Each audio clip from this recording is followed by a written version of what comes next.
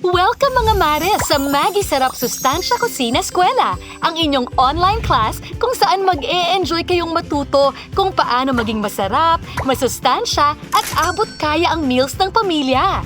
Ito ay hatid sa inyo ng Maggi, ang inyong everyday ka-partner sa kusina. Naniniwala ang Maggi na pagdating sa homemade cooking, importante na di lang basta masarap, kundi masustansya din. Join me, Tita MAGGI, sa exciting at rewarding na experience na ito kasama ang ating madiskarteng Cookmare na si Kristine. Hello!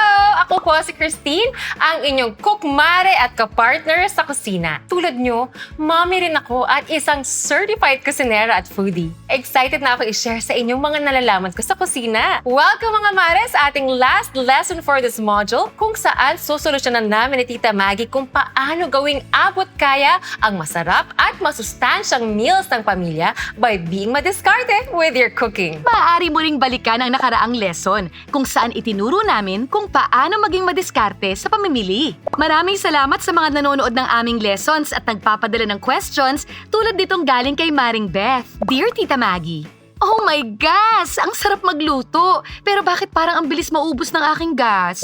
At ang aking mantika naman kasing bilis maglaho ng tinirik na kandila. Paano ba to? Kung hindi naman problema sa iyong tangke ang dahilan ng bilis ng pagkaubos ng iyong gas, may tips kami ni Maring Kristine kung paano maging madiskarte sa lutuan. Ready na bang iyong tips, Mare? Exciting ang lesson natin ngayon, Maring Beth, at mga kumare nating nanonood ngayon. Samahan niyo ako sa pagluluto ng magical at all-in-wonderful paksiw na isda with ampalaya at talong habang ine-explain ko ang mga budgetarian tips sa pagluluto. Ang unang tip ko sa inyo ay ihanda na lahat ng ingredients na lulutuin bago niyo pabuksan ng inyong kalan. Mas efficient to at tipid sa oras kapag ang lahat ng kailangan niyo ay nasa harap niyo na at madaling ma-reach. Sana siya rin madaling ma-reach. I-reach natin yan! Pangalawang tip, gumamit ng mga kaserola o kawali na tama lang ang size sa inyong lutuin upang makuha ang tamang energy o init mula sa lutuan. Sa ganitong paraan, mas makakatipid kayo sa gas. Iwasan ang bonggang paglagablab ng apoy. Parang sa love, hindi pwedeng masyadong mapusok.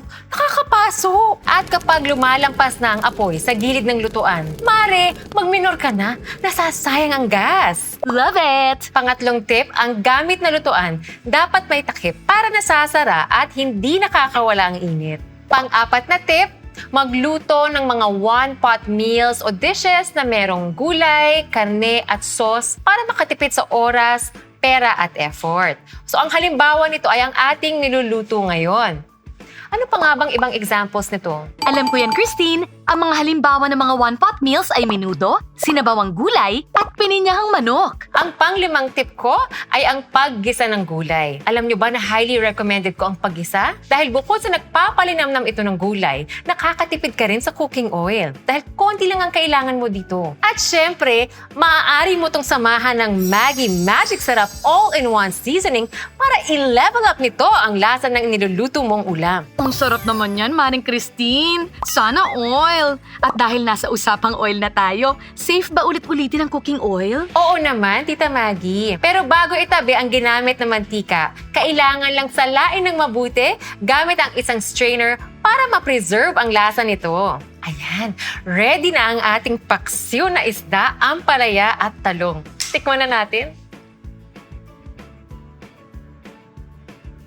Ang sarap naman! Magical! Beth at mga kumare, for sure na tulungan namin kayong maging madiskarteng budgetarian pagdating sa pagluluto. Laging tandaan, mas tipid sa oras kapag lahat ng iyong kailangan ay nakahanda na at within your reach bago magluto. Gumamit ng mga lutuan na tama ang size para sa iyong lulutuin. Siguraduhing nakatakip ang mga kawali o kaserola habang nagluluto para tipid sa gas at energy. Magluto ng one-pot meals na siksik sa sarap at sustansya. Gumamit ng konting cooking oil kapag magigisa ng gulay para tipid sa mantika. Ngayon naman, subukan niyong i-apply ang aming diskarte tips sa ating lesson for today sa pamamagitan ng paghahanda at pagluluto ng paksiw na isda, ampalaya at talong. For more healthy and delicious recipes, pumunta lang sa maggi.ph.